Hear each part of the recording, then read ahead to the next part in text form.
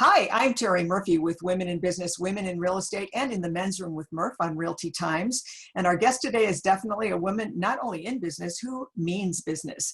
I have with us Tammy Bunnell. She is the CEO of Exit Realty International. You might have heard of her. She's an internationally renowned speaker and a 30-plus veteran of our real estate industry. Both in 2019 and 2020, Stefan Swanepoel, Mr. Real Estate Trends since 2005, included her in the 200 most powerful women and influential people in residential real estate and among the top 10 business leaders. She is instrumental in building 3 major brands. Tammy joined Exit Realty back in 1999, and then in 2012 became their CEO. C-suite woman. We are so proud of her. She built it with 25,000 agents, 600 offices. She's one busy person, mom, wife, and CEO, and she's here to share with us today. Welcome, Miss Tammy. Thank you so much. I'm excited to be here. First of all, real estate is what I call a shot collar business. I mean, it's always crazy. It's relentless. It doesn't close. It doesn't go from 9 to 5. And so we can tend to bifurcate that personal power time that we talk about. And we both share Jim Rohn, who is the father of empowerment. I think I'd like to say that over sales. So what are your thoughts about personal power as it pertains to effective leadership? I know that you did a whole whole grouping on that. It's a great video in July of 2020. You can find it on YouTube. But I was impressed with the fact that you connected with that if you work harder on yourself, the job comes along, the opportunities come along. And again, it's mindset, it's discipline, it's personal power. Tell us just a little bit about that. You talk about getting out of your own way. Time is valuable. I think in real estate, we give away so much of it because we are doing instead of being. Yeah. Can you elaborate on that? So, it's fear is a feeling, not a fact. And I think a lot of times people are afraid in one direction or the other. They're afraid of failure or they're afraid of success. And believe it or not, more people are afraid of success. And I find that fascinating. And the reason they're afraid of success, I think, is because they're afraid it's going to separate them from their tribe, who they're with now, whether that's family members that might be jealous or that might be uncomfortable. And I really believe we were put here on purpose, every one of us with special skills. We all have a few gifts, not millions.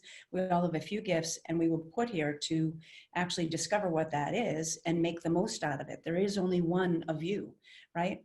And so if you're constantly being a work in progress, you're going to attract people that are like-minded, and all boats rise to the same tide. You're going to all help to bring the best out in each other. But that's something that I think everybody has to concentrate on, bringing out at that personal power. We spend 20% of our time with getting 80% of our results. So what if we knew exactly what that 20% was? Then we could multiply it times 4, and all of a sudden we're doing incredible business. We make it more difficult than it is because we concentrate in the wrong directions. A lot of times it's flying by the seat of your pants, not having self-discipline. 1 minute of preparation saves me 5 minutes of work. So if I we mentioned a little bit earlier about our 6-week action plan. I work on my life every month. I book off 4 hours and I plan in advance the next 6 weeks. But my personal life, my community, my business, everybody that I'm working around, all the people that I have that are peers, and I literally bring every bit of it, my whole entire schedule for the next 6 weeks. How can I maximize on that experience? How can I make that a wow experience for the person that's in front of me? How can I make them feel like $1 million? What's going to make it so that they really feel like they matter at this moment in time? And so planning in advance, instead of showing up, because you've been in real estate, you see everybody, they go to a board meeting or any type of meeting that realtors are all going together, and they all sit at the same table with everybody from their office, right? They went to meet new people and they all sit together because it's safe, instead of going out and saying hello and having a conversation with somebody else. But what if you made up your mind, I'm going to get to know this handful of people, and I'm going to find out what's really important to them, and I'm going to make a connection with them so that all of us are doing better. If you deliberately said, I've spoken at the National Association of Realtors, National Women's Council of Realtors, those kind of things, in advance, I'll plan 6 weeks in advance and reach out and say, how can I make you look good? what's really important to you? What's your focus going forward? And by the way, if you have a half an hour, I'd love to sit down with you. I'll buy you a cup of coffee or a glass of wine, your preference, and we can connect. And I think that that human element is so important. Building relationships, this is a relationship business, is so important.